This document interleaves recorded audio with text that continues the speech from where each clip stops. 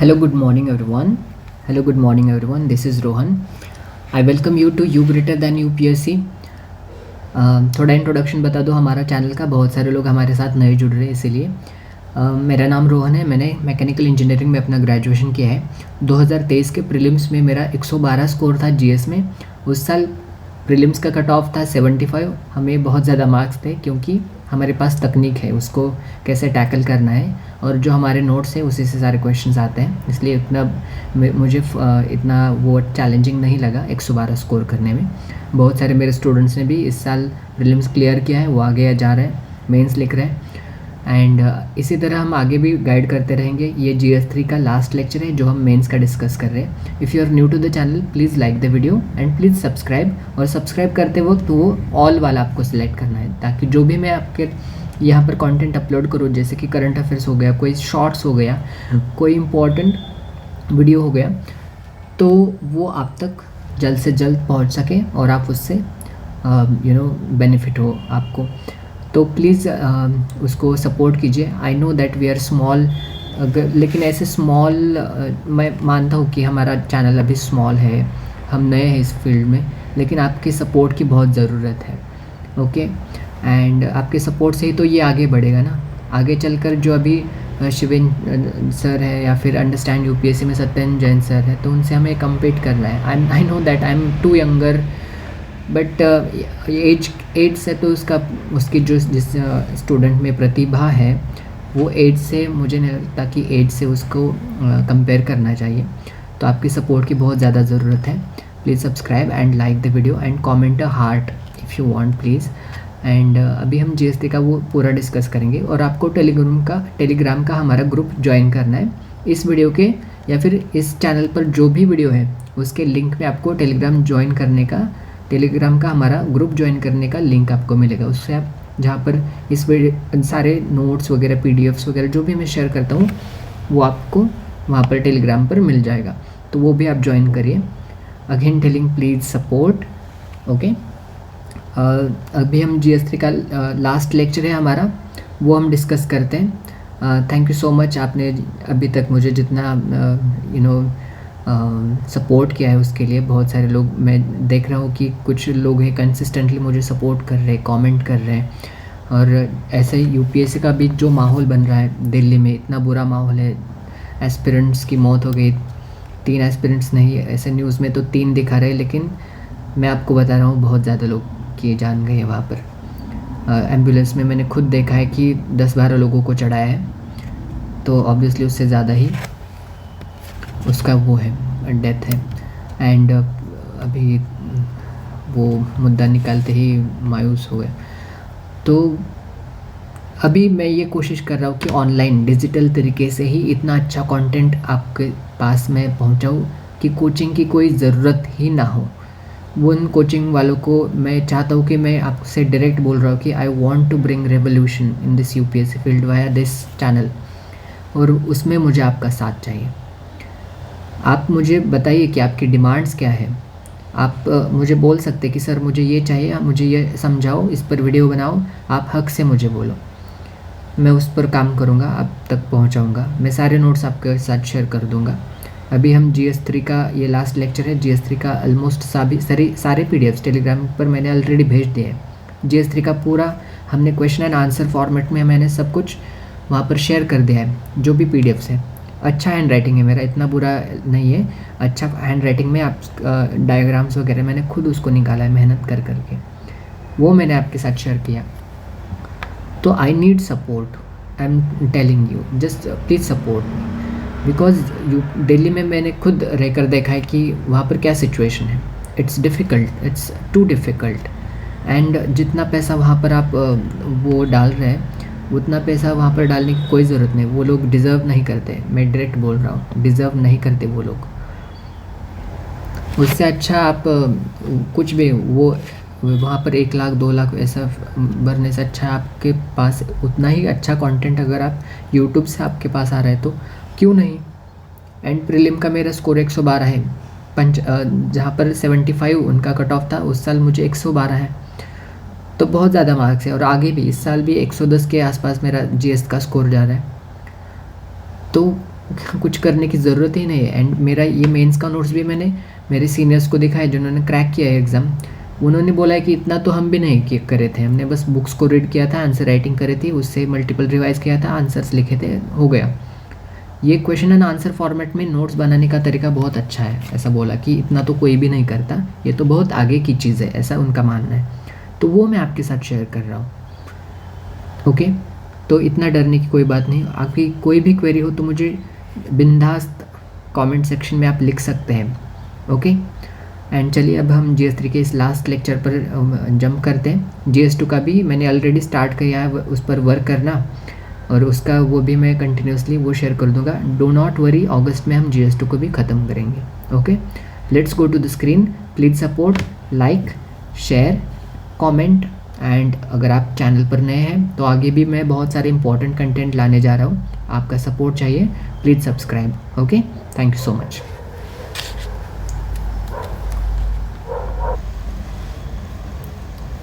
Now we are on to the screen and ये GS3 का last lecture है। हमने GS3 को ऐसे सिलेबस के 20 पॉइंट्स है, ये फर्स्ट पॉइंट हो गया, ये सेकंड पॉइंट हो गया। तो ऐसे सिलेबस अगर आप GS3 का देखेंगे तो ऐसे 20 पॉइंट्स हैं, और 20 पॉइंट हमने यहाँ तक 17 पॉइंट तक लेक्चर 8 में, पहले 8 लेक्चर्स में हमने ये 17th वाले पॉइंट तक कवर किया है। अब ये लेक्चर 9 है GS3 का लास्ट लेक्चर। तो इसमें हम ये 18th वाला, 19th वाला और 20 वाला ये पॉइंट हम कवर करेंगे। बहुत इम्पॉर्टेंट लेक्चर है। जो लेक्चर 8 था तो उसमें मैंने अच्छा एक इंडिया का मैप कैसे बनाया जाता है उसको भी डिस्कस किया है। आप पूरा लेक्चर्स देखिए बिना स्किप किए, स्किप करने का कोई चांस नहीं है। बहुत इम्पॉर्टेंट छोटी छोटी बातें मैंने वहाँ पर शेयर करी है जिसको आपको सीखना है। फर्स्ट अटेम्प्टर, सेकंड अटेम्प्टर वाले लोगों को तो बिल्कुल स्किप करने का चांस ही नहीं है। ओके, मैं मानता हूँ कि आप मेरा स्पीड समझाने का स्लो हो सकता है, लेकिन आप उसको स्किप मत करिए। आप उसको 2x की स्पीड पर देख सकते हैं, लेकिन स्किप मत करिए। ओके, तो ये हमने टारगेट पहले ही रखा है कि 250 में से हमें 150 मार्क्स लाने हैं। बहुत सारे लोग बोल रहे हैं कि सर इतना तो पॉसिबल ही नहीं होता, लेकिन आप खुद को उसको वहाँ तक पुश तो करिए। आप 150 लाने की कोशिश करेंगे तो वो जाकर 100 तक अटक जाएगा। ओके, GS3 में 100 मार्क्स बहुत ज़्यादा होते हैं। आप बाकी के GS के कंपैरिजन में GS3 में अगर 100 भी ला रहे हैं तो आपका अच्छा स्कोर माना जाता है वो। ओके, हमेशा aim for the biggest, aim for the huge, चांद की ख्वाहिश करो, तारे तो मिलेंगे, ये बात है उसमें। तो लेट्स स्टार्ट। और GS3 में ये मैं हमेशा बोलता हूँ कि मैं ये मसाला वर्ड ऐसा यूज़ करता हूँ। मसाला मतलब मसाला हमारे खाने में हो तो खाना चटपटा बन जाता है। तो हमारे आंसर को चटपटा बनाने के लिए हमें उसमें डायग्राम ऐड करना पड़ता है, डेटा ऐड करना पड़ता है, कमेटी, नेशनल इंटरनेशनल इंडाइसेस हमें ऐड करने पड़ते हैं, कमेटी की रिपोर्ट्स या फिर सुप्रीम कोर्ट, हाई कोर्ट के जजमेंट्स भी हमें ऐड करने पड़ते हैं। ऐसा नहीं है कि GS3 में नहीं ऐड कर सकते हैं।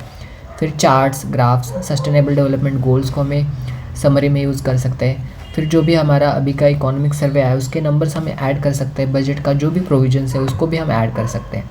फिर स्कीम्स गवर्नमेंट की हो गई, और टेक्निकल वर्डिंग पर बहुत ज़्यादा खास ध्यान देना है, क्योंकि इस टेक्निकल वर्डिंग से ही हमारा आंसर जो है वो प्रोफेशनल आंसर बनता है। एंड प्रोफेशनल आंसर मतलब ज़्यादा मार्क्स। ओके, तो स्टार्ट करते हैं। GS3 का ये सिलेबस का 18th वाला पॉइंट है। पॉइंट का नाम क्या है? ये है चैलेंजेस टू इंटरनल सिक्योरिटी। ये इंटरनल सिक्योरिटी का इंपॉर्टेंट पॉइंट है।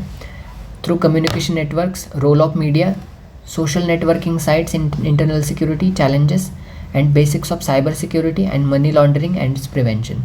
तो 18.1 ये सिलेबस का 18th पॉइंट, और उसमें से फर्स्ट क्वेश्चन, ये फर्स्ट क्वेश्चन क्या बोल रहा है? Discuss the evolving role of social networking sites in internal security challenges in the digital age, provide examples and measures to mitigate the risk associated with their usage.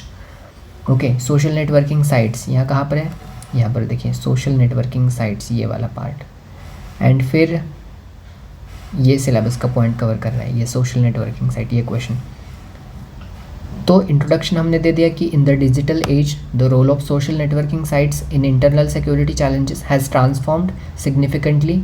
As of 2021 the global user base of social media exceeded 4.2 billion, underlining their pervasive influence.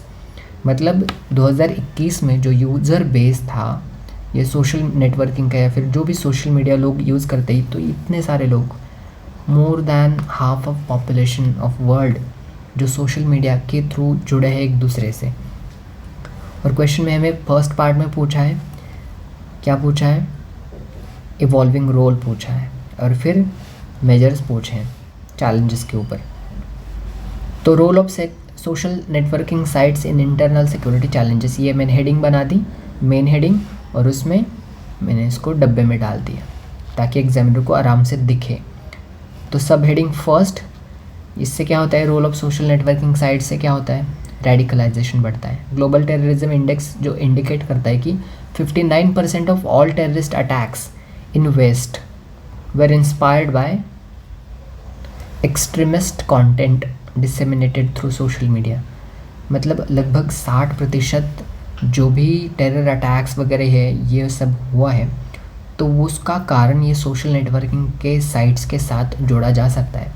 जैसे कि ISIS, ये online जो campaign इसका है, तो उसने अभी तक उसमें 40,000 फॉरेन फाइटर्स ने उसको ग्रुप को ज्वाइन किया है, इस टेररिस्ट ग्रुप को. ये इतना ज़्यादा पावर है इस सोशल नेटवर्किंग साइट्स का. फिर उससे क्या होता है? ये सोशल नेटवर्किंग साइट से साइबर अटैक्स भी एस्केलेट हो सकते हैं. एस्केलेट मतलब बढ़ावा मिलना उस चीज़ को, साइबर अटैक्स को बढ़ावा मिल सकता है. 2024 में, ये 2024 का डेट है, उसमें साइबर अटैक्स सर्ज्ड बाय 600%. ऐसा मान लीजिए 2023 में 100 थे, तो 2024 में 700 है, 700 600 जो भी आप समझे, तो इतना ज़्यादा बढ़ गया उसमें due to social networking sites and its cost was. और उसकी वजह से जो भी हानि हुई दुनिया को, तो वो इतनी हो गई. मतलब अंबानी का बेटा की जो शादी हो गई, तो उतना खर्चा इससे, बस इसके वजह से साइबर अटैक्स एस्केलेट हो गए इससे. इसका एक एग्जांपल मैंने दिया कि फेसबुक का जो डेटा ब्रीच हुआ था, उसका डेटा जो लीक हुआ था, उसने बहुत सारे, इतने ज़्यादा लोग, 54 करोड़ लोगों के जो यूज़र्स थे उनका पर्सनल इन्फॉर्मेशन एक्सपोज किया था.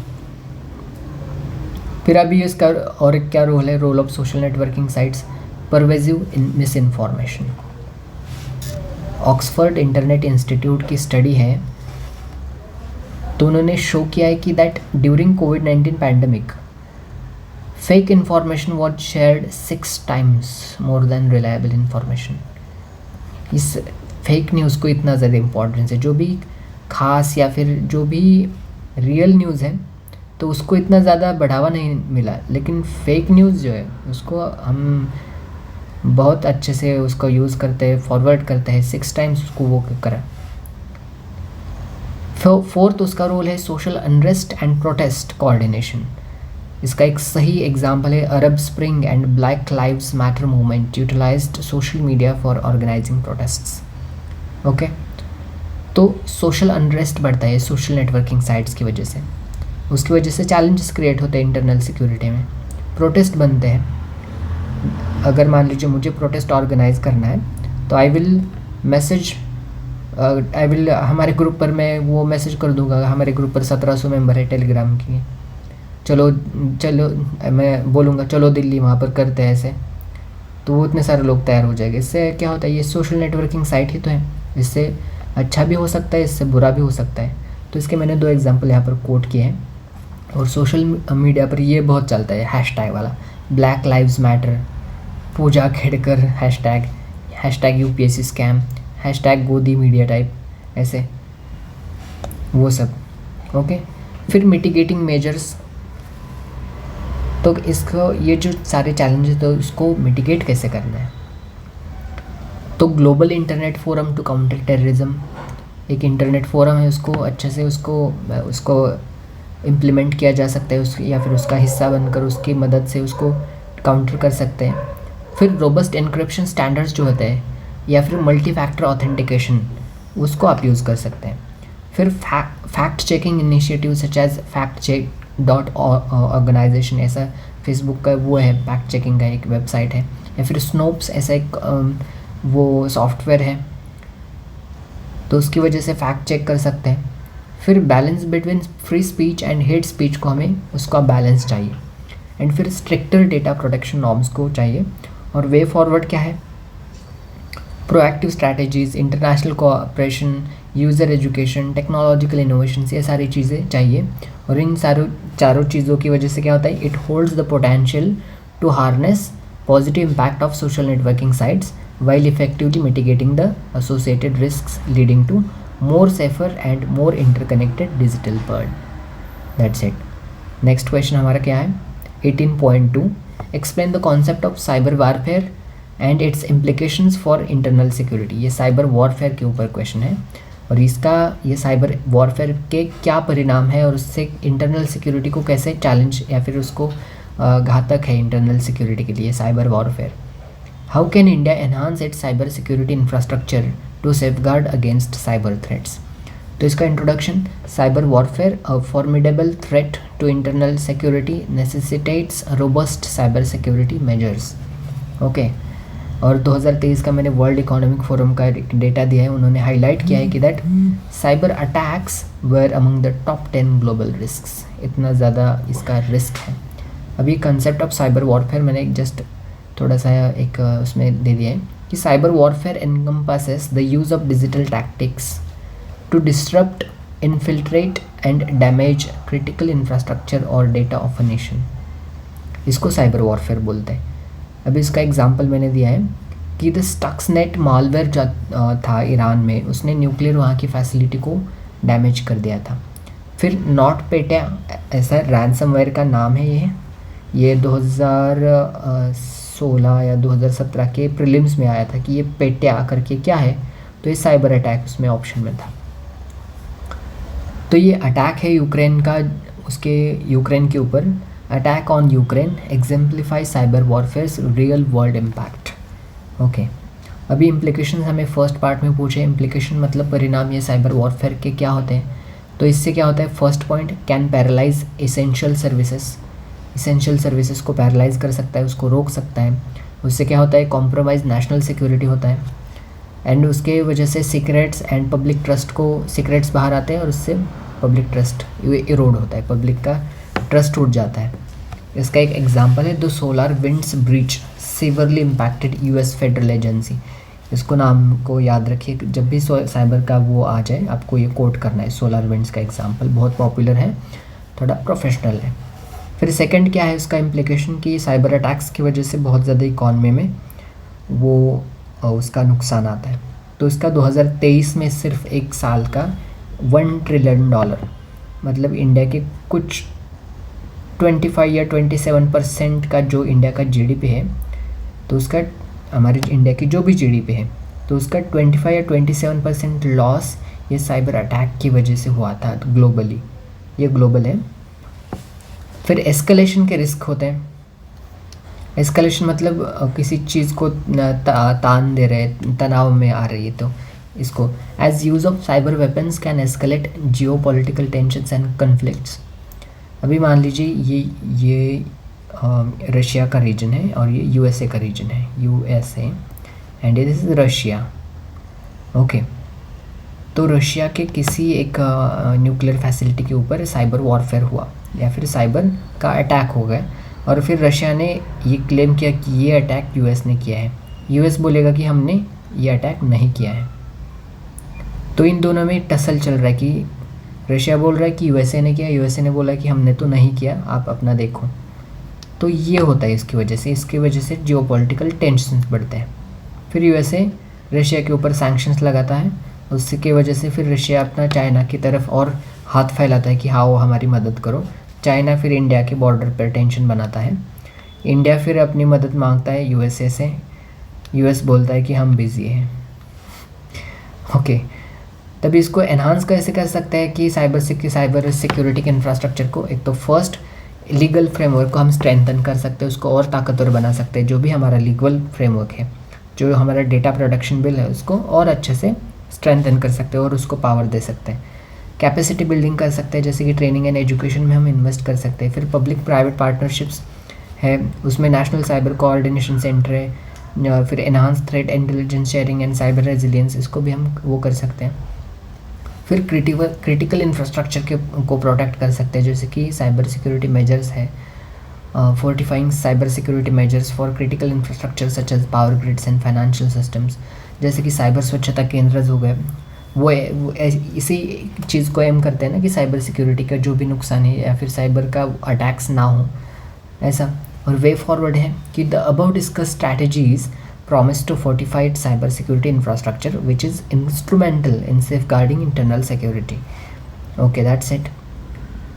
18.3 ये सिलेबस का 18 पॉइंट और उसमें से third question, analyze the role of communication networks in facilitating money laundering activities, discuss the legal and technological measures that can be employed to curb money laundering in India.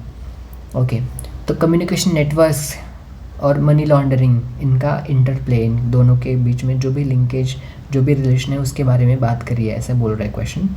इसका role पूछ रहा है कि communication network का role क्या होता है money laundering के लिए, और फिर कौन से ऐसे लीगल या फिर टेक्नोलॉजिकल मेजर्स हमें लेने चाहिए जिसकी वजह से मनी लॉन्ड्रिंग को रोका जा सकता है। ओके, यही पूछ रहे हैं। तो इंट्रोडक्शन हम कैसे देंगे? Communication networks play a pivotal role in facilitating money laundering according to Financial Action Task Force. ये इंपॉर्टेंट बॉडी, इसलिए मैंने इसको अंडरलाइन किया कि money laundering represents 2 to 5% of global GDP. इतना मान लीजिए पूरा दुनिया का जीडीपी है $100 ट्रिलियन, तो उसमें ये मनी लॉन्ड्रिंग की वजह से $5 ट्रिलियन जो है मनी लॉन्ड्रिंग में जाता है। इतना जापान का पूरा इकॉनमी है, इंडिया से भी ज़्यादा। तो इतना ज़्यादा बड़ा इम्पैक्ट है इस मनी लॉन्ड्रिंग का, इतना बड़ा लोग घपला करते पूरी दुनिया में, इसका इतना ज़्यादा अमाउंट है, कम्युलेटिव अमाउंट। तो फर्स्ट में role of communication networks in money laundering, एक तो ग्लोबल फाइनेंशियल फ्लो का उसका कॉन्सेप्ट है।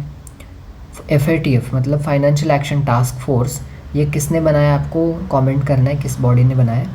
उनका एस्टिमेट है कि ग्लोबली 1 ट्रिलियन का ये मनी लॉन्ड्रिंग का आता है, ये अभी हमने उसको डिस्कस किया।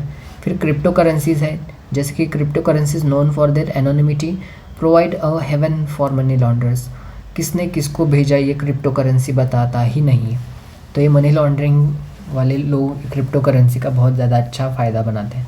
2023 में ही चैनालिसिस ये करके एक बॉडी है, ऑर्गेनाइजेशन है, उनका रिपोर्ट है कि $10 बिलियन से भी ज़्यादा crypto currencies were associated with the criminal activities. $10 billion मतलब कुछ 85,000 करोड़, इतना ज़्यादा अमाउंट है, इतना बड़ा अमाउंट। इसका बस लिंकेज है क्रिमिनल एक्टिविटीज़ के साथ। देखिए, फिर online banking, proliferation of banking services facilitates the obscuring of illicit funds through a web of transactions. The Europol highlights this. ये यूरोपोल एक बॉडी है, उन्होंने हाईलाइट किया है कि ये बैंकिंग के जो भी सर्विसेज है उसको, प्रोलिफरेशन ऑफ बैंकिंग सर्विसेज, ये बैंकिंग सर्विसेज के जो भी लूप होल्स निकाल कर ये जो लोग काम करते हैं, तो ये फैसिलिटेट करता है कि इलिसिट फंड्स को कैसे ट्रांजैक्शन करना है या फिर चुप कैसे यहाँ से वहाँ भेजना है, ये मनी लॉन्ड्रिंग का होता है। फिर shell companies communication networks are instrumental in creating and sustaining fictitious shell companies often used to launder money, जैसे कि पनामा पेपर लीक से वो ऐश्वर्या राय अमिताभ बच्चन का पैसा बाहर आया था, इससे उनका पता था वेल्थ यहाँ पर। पनामा ये जगह कहाँ पर है आपको वो कमेंट करना है। फिर हवाला transactions, informal money transfer systems rely on communication networks. Okay, हवाला ट्रांजैक्शन कम्युनिकेशन नेटवर्क से ही है, पैसा कहाँ से कहाँ भेजना है ये सारा कम्युनिकेशन नेटवर्क से ही होता है। To facilitate unregulated cross border fund transfers as indicated by United Nations Office on Drugs and Crime. And फिर लीगल एंड टेक्नोलॉजिकल मेजर्स कौन से लिए जा सकते हैं ताकि मनी लॉन्ड्रिंग को हम कर्ब कर सकते हैं, ऐसे मैंने हेडिंग बनाया, इसको डब्बे में डालना है, ये हमेशा ध्यान रखिए। ये आंसर राइटिंग की चीज़ें मैं बीच बीच में आपको बताता रहता हूँ। तो first, strengthening legislation with alignment of FATF recommendations. फिर नो योर कस्टमर, KYC को और एक स्टैंडर्ड या फिर आधार को लिंक करके इसको एक और स्टैंडर्डाइज बना सकते हैं। फिर ब्लॉकचेन टेक्नोलॉजी को यूज़ करा जा सकता है। फिर फाइनेंशियल इंटेलिजेंस यूनिट्स बनाए जा सकते हैं, उनका मदद ले सकते हैं। इंटरनेशनल कोऑपरेशन को वो हम कोऑपरेशन की मांग कर सकते हैं, जैसे कि FATF बॉडी हो गई, इंटरपोल बॉडी हो गई।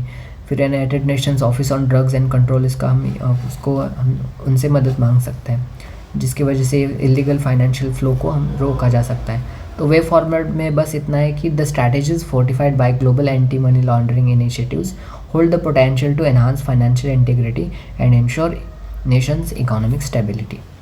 ऐसे फिर ये 18th वाला पॉइंट का ही लास्ट आई थिंक क्वेश्चन है। ये रोल ऑफ मीडिया के ऊपर बात कर रहे हैं, और जो बोथ ट्रेडिशनल एंड डिजिटल, इसका क्या रोल है पब्लिक ओपिनियन को शेप करने में, और उसका इंटरनल सिक्योरिटी से क्या लिंकेज है, ऐसे पूछ रहे हैं। और कैसे responsible journalism and media literacy है वो कंट्रीब्यूट करता है नेशनल सिक्योरिटी को। तो अभी यहाँ पर role of media, responsible journalism, media literacy and internal security, ये सारी चीज़ों का हमें लिंक करके आंसर देना है।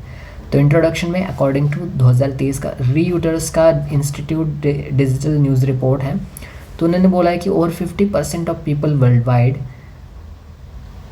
Access news through digital means, मतलब 4 बिलियन से भी ज़्यादा लोग हैं वो न्यूज़ ऑनलाइन पढ़ते हैं।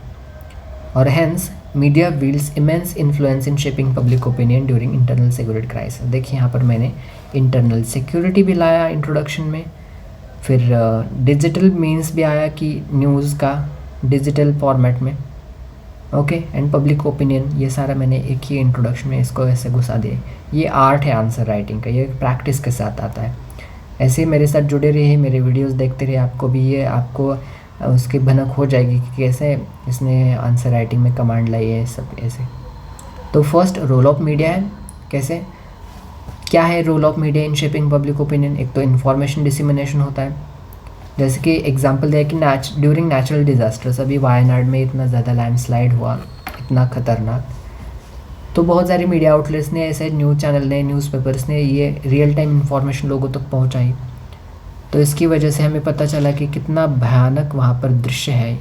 या फिर राउज़ आयस में जो भी मौत बच्चों की हुई, तो ये हमें किसने बताया, थोड़ी राउज़ आयस के डायरेक्टर ने बताया, ये न्यूज़ आउटलेट्स ने हमें बताया ना। फिर सेकंड क्या है, फ्रेमिंग पब्लिक परसेप्शन। अभी ये न्यूज़ वालों से हमें अभी पूजा खेड़कर का इशू हुआ, तो न्यूज़ आउटलेट्स या फिर न्यूज़पेपर जो भी ऑनलाइन हमें इंफॉर्मेशन आई उनके बारे में, तो उसके वजह से हमारा उनके तरफ परसेप्शन क्या बना कि यार इन्होंने फ्रॉड किया है और ये सही इंसान नहीं है, ऐसा हमारा परसेप्शन बना। यहाँ पर देखिए लाइन पढ़िए, a study by Entman in 1993 highlighted that media framing can shape public attitudes, either calming or exacerbating tensions during security incidents. Sorry, थोड़ा कुछ वर्ड्स है मेरा जहाँ पर मैंने US में पढ़ाया था वहाँ का, वो थोड़ा एक्सेंट आ रहा है उसमें, ओके, तो उसको थोड़ा सा समझ लीजिए। मैंने बहुत सारे लोगों को नहीं पता, मैंने यूनाइटेड नेशंस USA में, यूनाइटेड स्टेट्स ऑफ अमेरिका में ये UN ऐसा करके बहुत सारा आंसर राइटिंग में यूज़ करके वो आ रहा है। तो वहाँ पर मैंने पढ़ा है जॉन हॉपकिंस यूनिवर्सिटी में, कैलिफोर्निया में, वेस्ट में, अर्थ साइंस सब्जेक्ट सिखाया था मैंने वहाँ पर बच्चों को, बच्चों मतलब बड़े स्टूडेंट्स थे, बच्चे भी नहीं, ग्रेजुएशन लेवल तक। फिर एजेंडा सेटिंग, ये न्यूज़पेपर का है, रिसर्च बाय मैकॉम्स एंड शॉ इन 1972। उन्होंने शो किया कि मीडिया का जो पावर है वो बहुत बड़ा रोल प्ले करता है पब्लिक ओपिनियन को शेप करने में ड्यूरिंग क्राइसिस। फिर miss information and disinformation, Oxford internet institute है, उनका 2020 का रिपोर्ट है, उन्होंने 2020 में रिवील किया था कि a surge in false information during crisis, ये भी न्यूज़ आउटलेट्स की वजह से होता है। एंड एम्पलीफाइंग वॉइसेस, जैसे कि अभी का मैंने एग्जांपल कोट किया न्यूज़पेपर के, Delhi UPSC aspirants protests regarding deaths of aspirants due to illegal PG libraries and infrastructure. ऐसे बेसमेंट में बेईमानी का बेसमेंट, उसको मैं वर्ड देना चाहूँगा, उस बेईमानी के बेसमेंट में उसके लोगों की वहाँ पर जान गई, तो ये बेईमानी का बेसमेंट मतलब इलीगल इंफ्रास्ट्रक्चर। और ये मीडिया आउटलेट्स वो काम करता है, ये जो छात्र है उनका वॉइस एम्पलीफाई करने में। मान लीजिए पहले इनका इतना वॉइस था, फिर ऐसा उसकी वजह से ऐसा वॉइस बढ़ गया।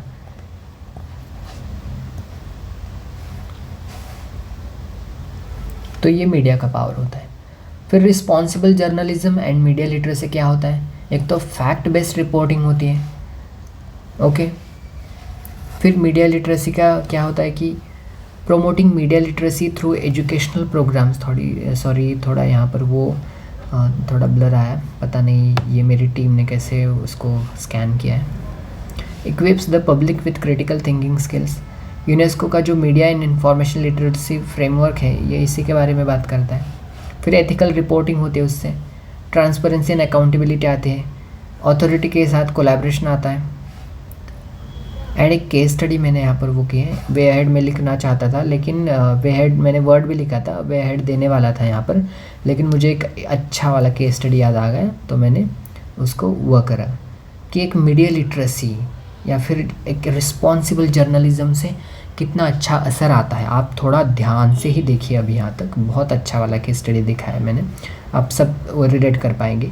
During financial crisis of 1991-92 amid LPG reforms the ethical journalism by Sucheta Dalal.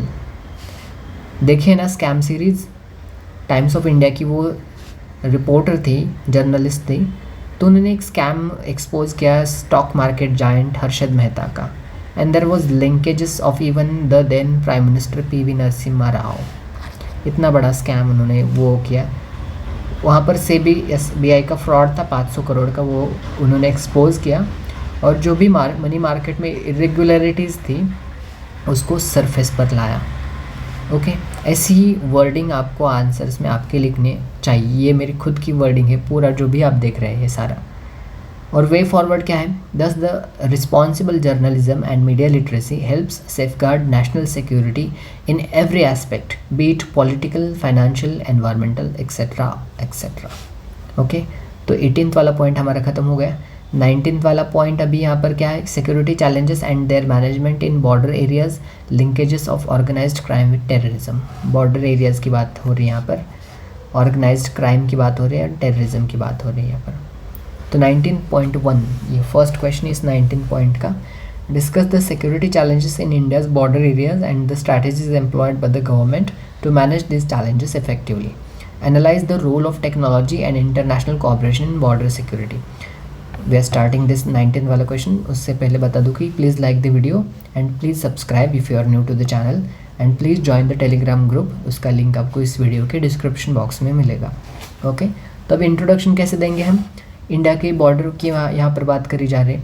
India's border areas face significant security challenges with a total, हमारे पास कितना बॉर्डर एरिया है? ये पूरा हमारे पास इतना है बॉर्डर का एरिया है।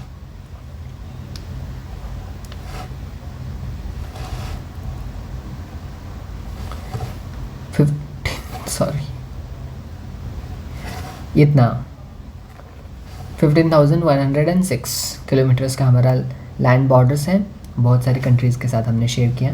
सिक्योरिटी चैलेंजेस बॉर्डर एरियाज़ में क्या है? एक तो इन्फिल्ट्रेशन मतलब मान लीजिए हमारे ये वॉल है, तो इसमें से ऐसे बीच में से इसको तोड़ के यहाँ तक लोग आते हैं, उसको इन्फिल्ट्रेशन बोला जाता है। इन्फिल्ट्रेशन एंड टेररिज्म ये एक सिक्योरिटी चैलेंज है बॉर्डर एरिया में। जैसे कि उसका एग्जांपल दिया कि इंडिया का जो north east and Jammu and Kashmir का रीजन है बहुत ज़्यादा वल्नरेबल है, इसमें बहुत ज़्यादा टेररिज्म एंड इन्फिल्ट्रेशन आता है। According to ministry of home affairs there were 318 incidents of terrorism in 2020। एक साल में ही इतने ज़्यादा टेररिज्म के इंसिडेंट हुए थे बॉर्डर पर, इतना ज़्यादा वो है। फिर इलीगल बॉर्डर क्रॉसिंग होती है, जो porous nature of some border होता है वो उसका मेन कारण होता है। 2023 में over 45,000 illegal immigrants were apprehended along the India Bangladesh border.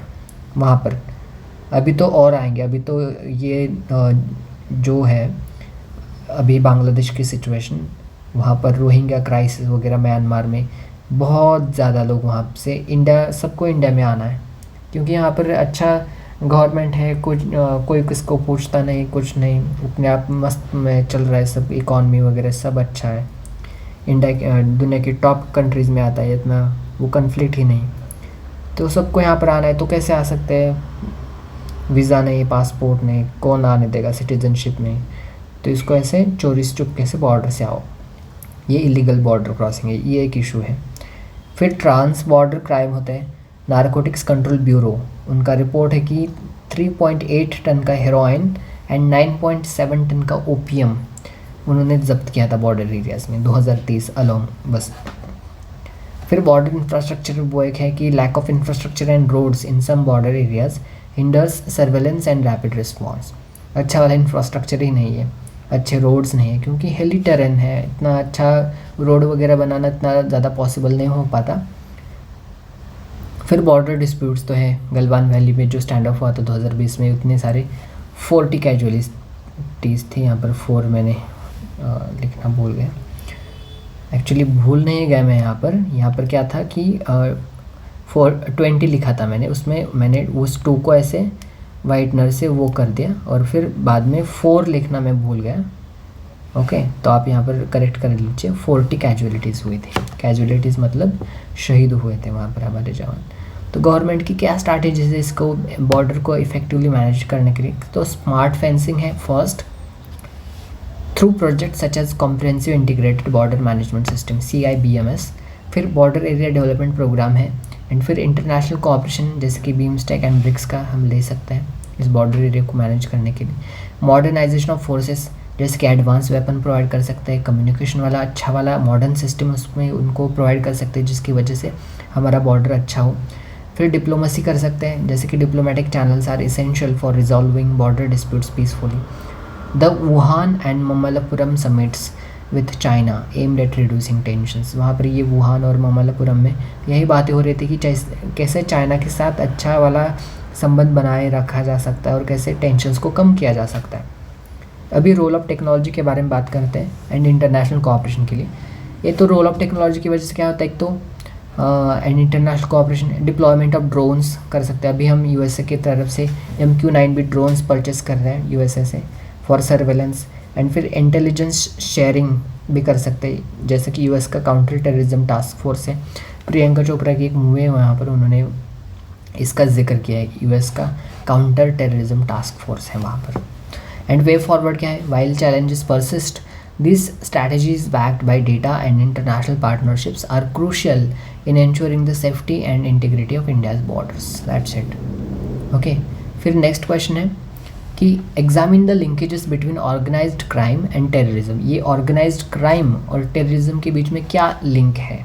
With a focus on India security landscape, how do this challenges pose threats to national security, what measures should be taken to counteract this challenges. यहाँ पर मैंने red line से जो भी underline किया है वो keywords हैं, linkages between organised crime, terrorism, फिर थ्रेट्स एंड मेजर्स। ऐसे आपको आंसर में वो करना है पेपर में, डायरेक्ट आपके एग्जाम में। तो इंट्रोडक्शन हमारा क्या है? The intertwined relationship between organised crime and terrorism presents intricate challenges for India security landscape.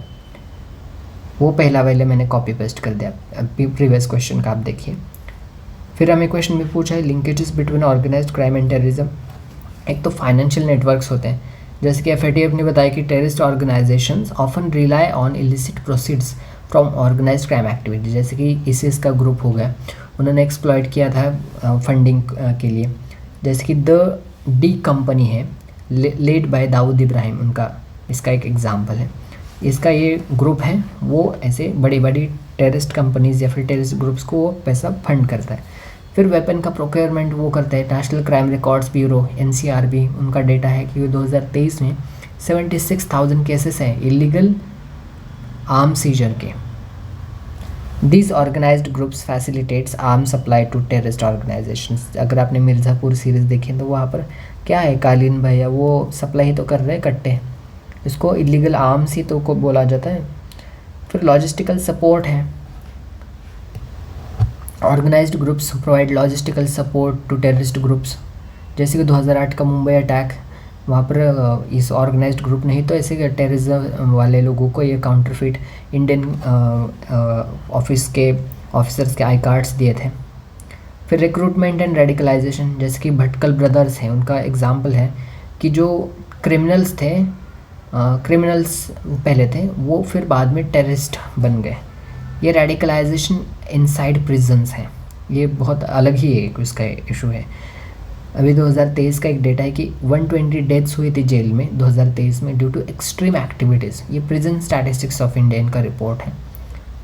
Prison में जाकर भी वो चुप नहीं बैठते, इतने ज़्यादा खतरनाक क्रिमिनल्स होते हैं, और अंदर तो देखने वाला भी कोई नहीं है। फिर थ्रेट्स टू नेशनल सिक्योरिटी, इसका थ्रेट्स क्या है? एक तो डिस्टेबलाइज होता है हमारा इकॉनमी या फिर जो भी कंट्री का कुछ जो भी सिस्टम है उसकी वजह से। ये कोई आसान चीज़ें नहीं है। Terrorist attack and organised groups, ये बहुत सीरियस चीज़ें हैं। उसके लिए बहुत बड़ी बड़ी इन्वेस्टिगेशन कंपनीज़ या फिर इन्वेस्टिगेशन ऑर्गेनाइजेशन हमारे देश की काम कर रही है। इंटेलिजेंस ब्यूरो IB हो गया, नेशनल इन्वेस्टिगेशन एजेंसी NIA हो गया, ओके, फिर रॉ हो गया ऐसे। फिर इसकी वजह से इकोनॉमिक इम्पैक्ट पड़ता है इंडिया पर, जैसे कि federation of Indian chambers of commerce and industry, FICCI, FICCI ऐसा, FICCI और FICCI ऐसा उसको प्यार से बोला जाता है। उनका एस्टिमेट है कि ऑर्गेनाइज्ड क्राइम ने क्या किया है, एक्सटॉर्शन में 5,000 करोड़ का एनुअली इसका एक्सटॉर्ट करता है ये ऑर्गेनाइज्ड क्राइम। बस 5,000 करोड़ मतलब कुछ $0.8 billion,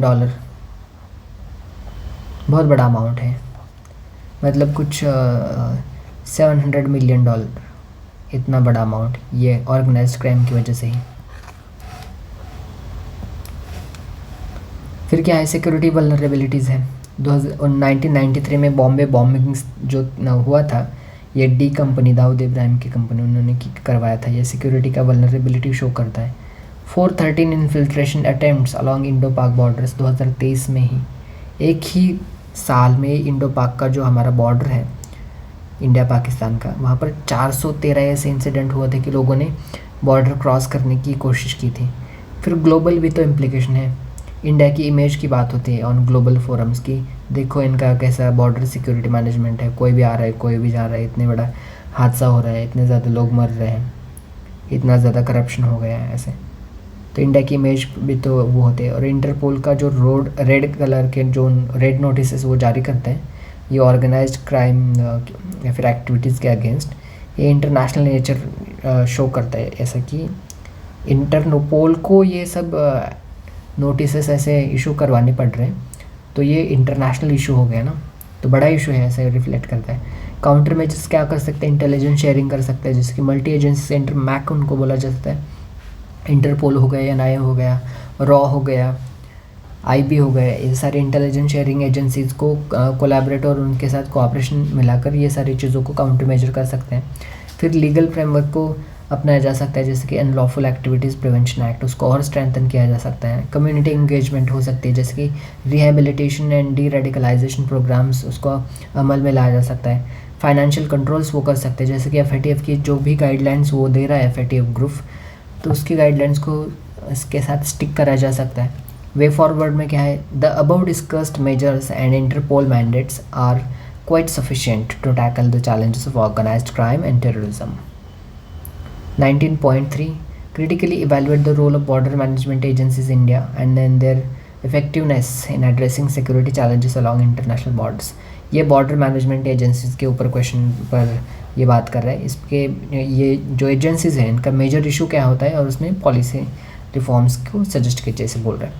introduction, border management agencies play a pivotal role in safeguarding India's international borders covering approximately 15,000 kilometre.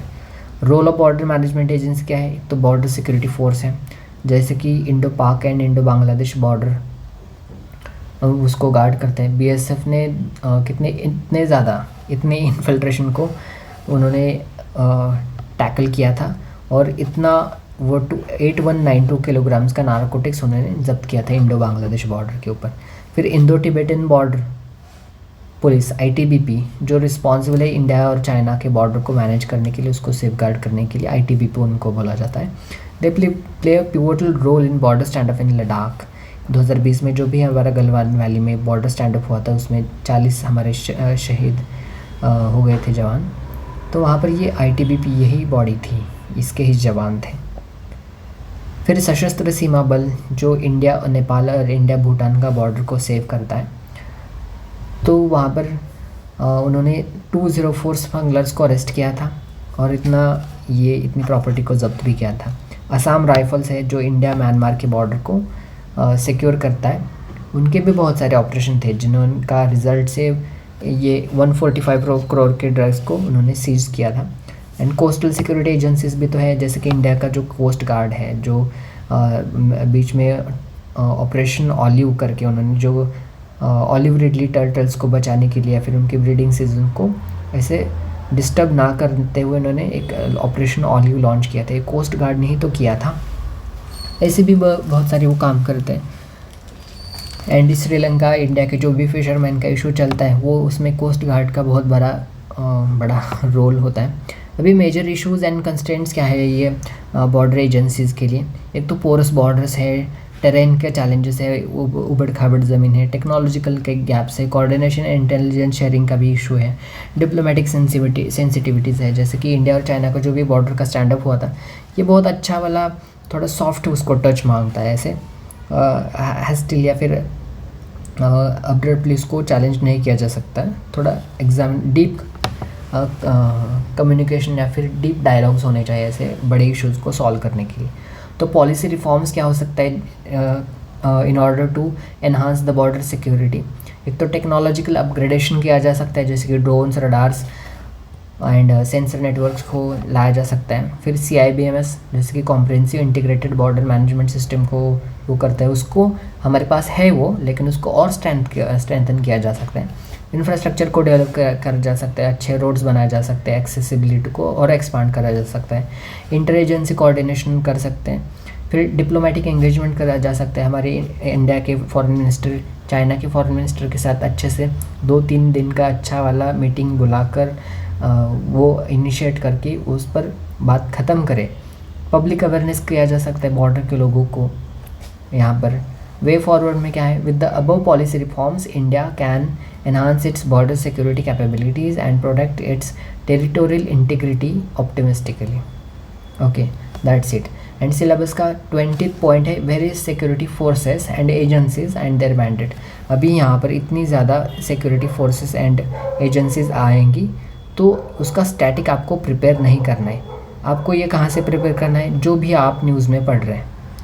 मान लीजिए न्यूज़ में है BSF बॉर्डर सिक्योरिटी फोर्स, या फिर न्यूज़ में है असम राइफल्स, तो उसको आपको प्रिपेयर करना है। ये आपको कहीं से भी मिल जाएगा, आपको सर्च करना है, या फिर उसको वैल्यू एडिशन में बाद में दे ही दूंगा। तो ऐसे ये 20th पॉइंट हमारा ख़त्म हो गया। तो ऐसे हमने GS3 का पूरा सिलेबस ख़त्म कर दिया है पूरे 9 लेक्चर्स में। 1 2 3 4 5 6 7 8 और 9, ये 9 लेक्चर्स में हमने ये GS3 का पूरा syllabus question and answer format में ख़त्म कर दिया। इसके साथ आई थिंक कुछ 60-70 आंसर्स हमने डिस्कस किए। इतने ज़्यादा मतलब कुछ 3 टेस्ट फुल लेंथ वाले हमने इसके डिस्कस किए और इतने ही सफिशिएंट होते हैं। अगर आप ज़्यादा कंटेंट के पीछे भागेंगे तो आप पीछे पड़ जाएंगे। बस इतना ही 9 लेक्चर्स में जो भी 9 PDFs हैं टेलीग्राम के ऊपर GS3 के, उसी को आपको बार बार रिवाइज़ करना है और उसको आंसर राइटिंग में आपको इम्प्लीमेंट करना है। ओके, यही चीज़ होती है आंसर राइटिंग की। GS3 का बहुत डिफ़िकल्ट है, बहुत सारे लोगों को सोर्स नहीं मिलता। मैंने आपको डायरेक्ट टू द पॉइंट यहाँ वहाँ की बकवास ना करते हुए मैंने डायरेक्ट आपको ये सारा नॉलेज प्रोवाइड करा है। तो 9 लेक्चर्स देखिए, GS3 हमारा ख़त्म हो गया। अभी आगे आएगा GS2 का फर्स्ट लेक्चर आएगा। अच्छे से उसको मैंने प्रिपेयर करना स्टार्ट कर दिया है, वो आगे मैं आपके साथ डिस्कस करूँगा। Please support the channel, like the video, कुछ कमेंट करिए, हार्ट वगैरह या फिर कोई भी अपना मन की बात अगर आप मुझसे करना चाहते तो वो कमेंट सेक्शन में कर सकते हैं। एंड टेलीग्राम ग्रुप ज्वाइन कीजिए, उसका लिंक आपको डिस्क्रिप्शन बॉक्स में मिलेगा। एंड सब्सक्राइब अगर आप चैनल पर नए हैं तो आगे भी मैंने बहुत सारा इंपॉर्टेंट कंटेंट आपके लिए लाना है। Okay, thank you so much. Wish you all the very best. I am always with you. Thank you so much.